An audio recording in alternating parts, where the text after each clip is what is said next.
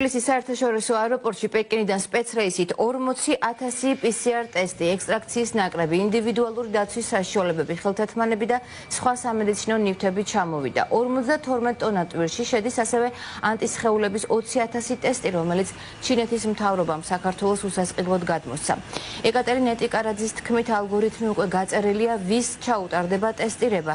მინისტრი ამბობს, რომ დღეიდან ტესტების თემა დარეგულირდება და მეტი კითხვა ამ საკითხზე აღარ იარსებობს.